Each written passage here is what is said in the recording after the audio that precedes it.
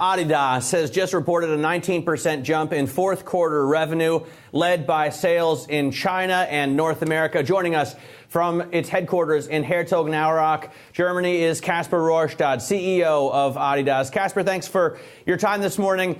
Let me first ask about the China effect. It seems that sales are growing there at an incredible pace, I think 30% or more, and you're also growing margins there. Is China really what's behind this positive outlook? No, if you look, we grew last year at 16% top line and 32% bottom line. It's an outstanding year. And the three main growth drivers were US, where we grew our Adidas brand 35%. China, we almost grew 30%. And our online business, we grew 57%. So it's those three components that really drove the company forward to a record year. We are very profitable in China, and it is helping our profitability. But I also do want to say most of our marketing contracts on the large superstars are signed in Europe and in the US, and that makes then the Chinese margin looks better than it really is, because of course they get the benefit from a Pogba or from a James Harden. So you've raised some of your forecasts, Kasper, including the margins you expect in 2020 to 11.5% from 11%. Why? What's making you more optimistic now than you already were? Is it signing bigger superstars? Is it the new tax regime in the U.S.? I mean, what is it that's boosting your outlook for profitability?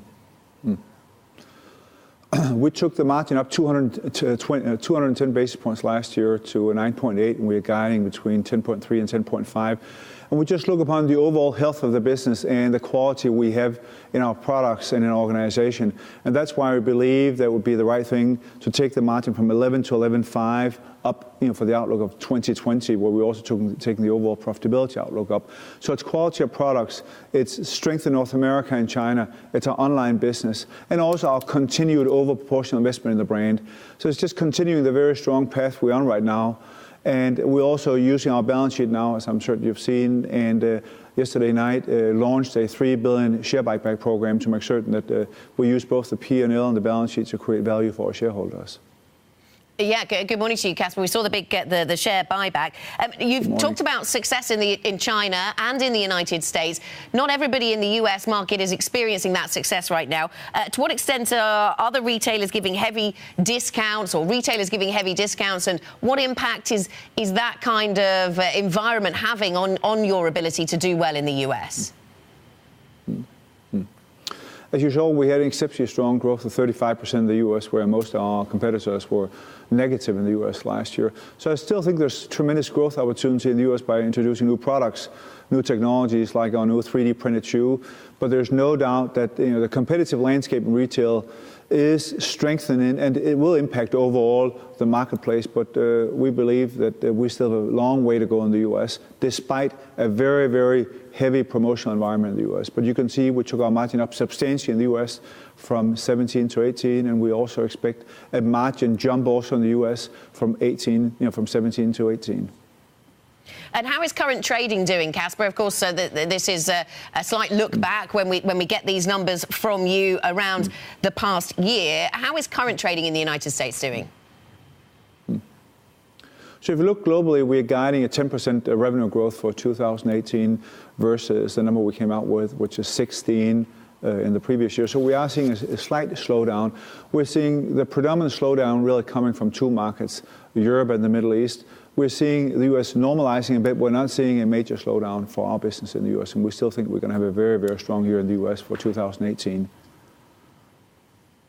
I ordered some clothing from the U.S., Kasper, the other day, picked it up here in Berlin, was surprised to find that I was slapped with a tariff by the EU of 12%. Obviously, Donald Trump has been talking a lot more about tariffs. It's interesting to see that there's so many goods already under protectionist measures here. Obviously, the EU is thinking about responding to U.S. tariffs. Are you worried about that affecting your business? Of course, we look upon what's happening right now with the U.S. and the tariff policy, but I think it's important to understand that the entire sporting goods industry is identically set up. So all the larger manufacturers or our competitors are all manufacturing in Asia, or bringing products from Asia back into Europe or in the U.S. So should a tax policy be applied to our industry, it will be equally applied to everybody. If you look upon the impact of our industry, it actually is fighting obesity, and by fighting obesity, we're getting healthcare bills down. So I don't think it's going to happen, but I don't think my opinion is asked. We're looking upon it, and we need to deal with it when it gets there. But it will, impact all to the same level. You mentioned your online sales doing well. Where do you get most of your growth, Kasper? I mean, you have individual stores, flagship stores in the big cities, and you're selling at big box stores, obviously around the world. Is your internet business becoming a substantial portion, though, of what you get out the door? So if we look upon, we did 21 billion last year, and our internet business was 1.5, but growing 57%, and we aim to get at 4 billion internet business by 2020. Of a total business of 25.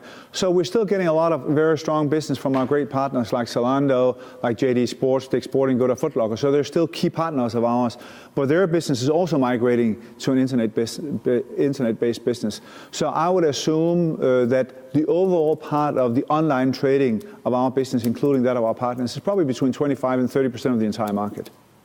OK, Kasper, just briefly, did the Reebok brand make a profit in 2017? And are you getting any closer to deciding on whether you keep it or sell it?